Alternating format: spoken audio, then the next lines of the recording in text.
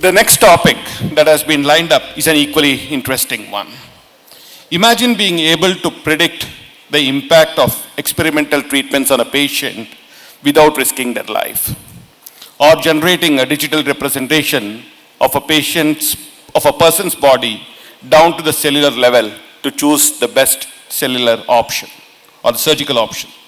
What if you could determine the odds that a pacemaker will keep a patient with congestive heart failure alive without the need for a surgery? Welcome to the new world of precision medicine and preventive care made possible by digital twins. It is possible for life sciences companies to develop personalized treatments more rapidly and for physicians to make precise clinical decisions for the patients with chronic condition to receive customized treatment options that will extend and improve lives into the future, and also help resource-starved hospitals to maximizing their staffing workflows and use their capacity more effectively. I now invite Dr. Dorin from Siemens Healthcare to share his insights on digital twins. Welcome, Dr. Dorin. And a short introduction of Dr. Dorin. Dr. Dorin Comaniciu serves as the Senior Vice President for Artificial Intelligence and Digital Innovations at Siemens Healthineers. His scientific contribution to computational imaging and machine intelligence have translated to multiple clinical products focused on improving the quality of care, specifically in the field of diagnostic imaging, image-guided therapy, and precision medicine. Over to you, Dr. Dorin, for your next session. Hello, my name is Dorin Comaniciu. I'm pleased to speak today about artificial intelligence for healthcare, from patient twinning, meaning digitalization of the patient, to precision therapy. I'm based in Princeton, New Jersey, United States, where Siemens Healthineers is hosting one of its global artificial intelligence technology centers. Siemens Healthineers has delivered and installed about 600,000 devices worldwide that contribute to sensing the patient, such as medical imaging or laboratory diagnostics, and deliver precise therapy, be that radiation therapy or image-guided interventions. We focus on major clinical conditions such as cancer, stroke, cardiovascular disease, infectious diseases, and orthotrauma. The very large number of patient touchpoints creates a strong sense of purpose for our company and also raises the question on using more of this data to develop the next generation of AI solutions to benefit patients, increase the quality of care, decrease cost, and expand healthcare to millions of people in need. The global population growth results in an increased number of individuals that demand access to high-quality healthcare, and the current estimates predict a severe future shortage of healthcare workers. Therefore, we envision that the level of automation will continuously increase by means of AI-powered virtual and physical systems to support healthcare professionals and ultimately patients and healthy individuals. As I mentioned, Siemens Healthineers has a strong focus on innovation to improve the quality of care and reduce its cost. See, for example, the striking difference between one of our first head MRs taken in 1980s and a recent diffusion tensor imaging scan of my brain, highlighting with incredible detail my neural tracts. Here is another example of highly connected memory. This is a picture of our supercomputer located in Edison, New Jersey. Every year, we've been doubling the processing power of Sherlock, and currently it stands at 100 petaflop, meaning 100 millions of billions of operations per second. In addition to this impressive power, through our partnership with the hosting company, Iron Mountain, we ensure that the supercomputer runs 100% renewable energy. AI is not only supported by computer power.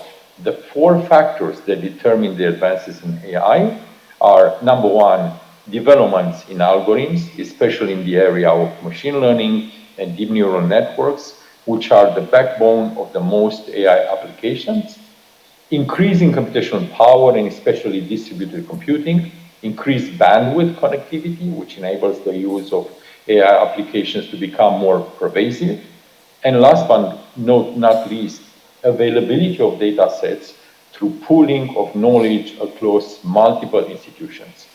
Data is necessary to train ML algorithms to build the intelligence. We have recently completed the first training with more than 100 million medical images in a self-supervised learning framework. This video shows a visualization of such data. If one would spend only 10 seconds looking at each image, it would take 30 years. If one would spend only 8 hours per day, it would take 100 years. The resulting library is very important. It allows us to improve the accuracy of downstream applications, increase their robustness, and accelerate training.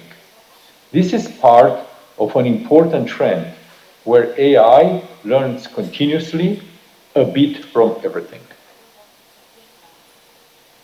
We are concluding an exciting period of AI that I would call it AI discovery in healthcare.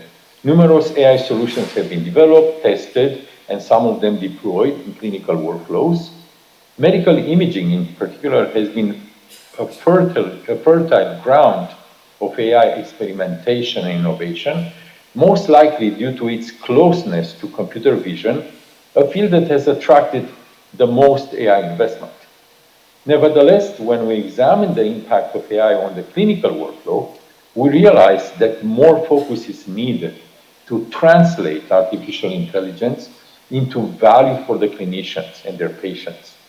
Our conjecture is that after the AI discovery, we enter an equally exciting but different period of AI operationalization, focused on the translational value and on automation. Furthermore, the promise is that AI will keep addressing grand challenges such as data integration and standardization and the emergence of digital twins in medicine. Let us look now at a number of AI applications in healthcare. Deep Resolve is an AI-powered image reconstruction technology that takes advantage of convolutional neural networks to accelerate MR scans. For example, 70% for acceleration for brain imaging, making the scans faster than ever before. Faster scans boost workflow efficiency while improving the patient experience. The patient spends less time in the scanner.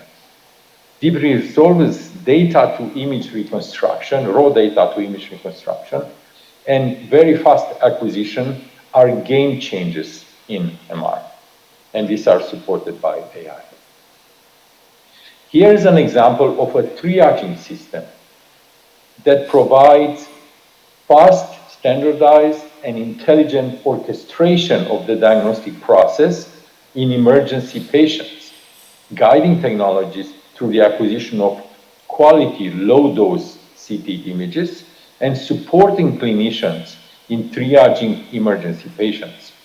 AI-based tools help radiologists prioritize brain hemorrhage cases, depict skull fractures and hematomas, and speeding up care for emergency patients. A similar example is for neuro-MR. This is my recent scan exam based on multiparametric neuro-MR. And to characterize my data, we train a network that discriminates between normal or abnormal brain. In addition, the system highlights acute abnormalities such as acute infarction, acute hemorrhage, and mass effect. The result is that my brain is normal for my age.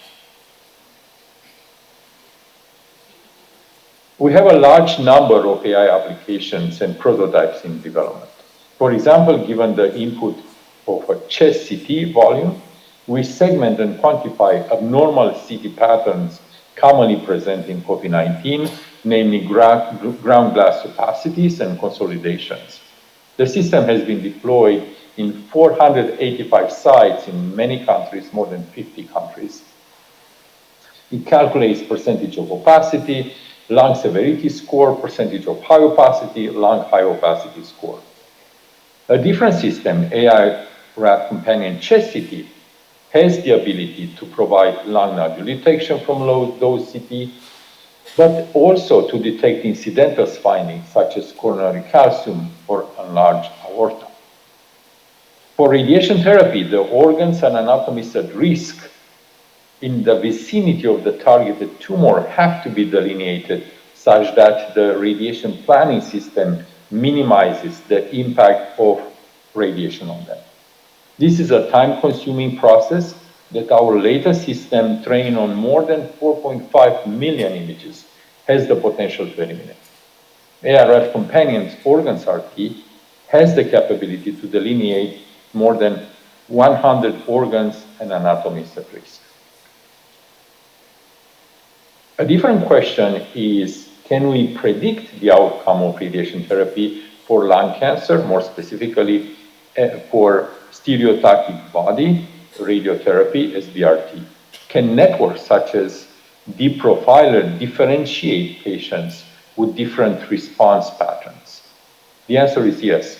By taking an input, the treatment parameters, tumor information, and outcome data, we can learn the fingerprint to differentiate responder and non-responder groups. We have demonstrated that local failure rate to radiation therapy can be reduced by 45% in the favorable subgroups, and that AI can also help modulate therapy. Let us focus now on the heart. This is a system for cardiac MR analysis that relies on over 2 million images and annotations to compute multiple measurements from Cine MR data. The showcase data is from my cardiac MR scan. The algorithm computes inline 193 measurements, including the derivation of LV, of left ventricle radial and circumferential strain. This is a collaboration with the UK Biobank Consortium. Concerning coronary CTA, we are in advanced development to automatically detect and classify stenosis and plaques in coronary CT angiography based on deep learning using recurrent neural networks with long short-term memory. Note that such system is based on multiple AI algorithms, including robust landmark detection based on deep reinforcement learning, heart isolation, central line tracking, lumen segmentation, and stenosis detection and classification. A special machine learning-based application is Easy Valves, which processes transesophageal echo data to compute the models of the mitral and aortic valves in 3D and extract multiple clinically relevant measurements. The modeling of the valves is actually challenging due to the topological changes during the cycle of the valve opening and closing. Let us move forward and bring into equation not only the statistics, but also the physiology, the mechanistic approach of explaining how things work in addition to statistics. We introduced the concept of digital twin, a multi-scale, personalized physiological model of the patient's heart built from patient data. Imagine a resulting model that has similar dimensions: electrical signal activation, muscle contraction, ejection fraction, pressure dynamics as the patient's heart. But in addition, such model is under our control, such that we can virtually test therapies, observe the outcomes, and select the best therapy for this patient. This has a fascinating potential that can change the practice of medicine by introducing more personalization and better care. We have a close collaboration with multiple clinical partners to develop these models and translate them into clinics. As part of our collaborations, we look into atrial fibrillation, how to identify the ablation targets that will effectively terminate persistent AFib. ventricular tachycardia, how to identify the minimal ablation targets through catheter or radiotherapy that will effectively terminate the leak. For the synchrony and heart failure, can we anticipate the effects of CRT on the patient's cardiac function from preoperative and intraoperative data to optimize the procedure? Now imagine that at some point in the future, our data is being integrated from birth into a lifelong physiological model that is updated with each scan and exam. And specifically designed neural networks are analyzing our data continuously. And as a result, we don't talk only about disease care, but we focus on health care, patient-centric prevention. And when disease happens, we have the right tools to establish the correct diagnosis and select and guide the best treatment. For this vision to happen, many things have to evolve, specifically on the AI technology and data integration. Thank you, Dr. Dorin, for this wonderful presentation. We wish you were here with us in person.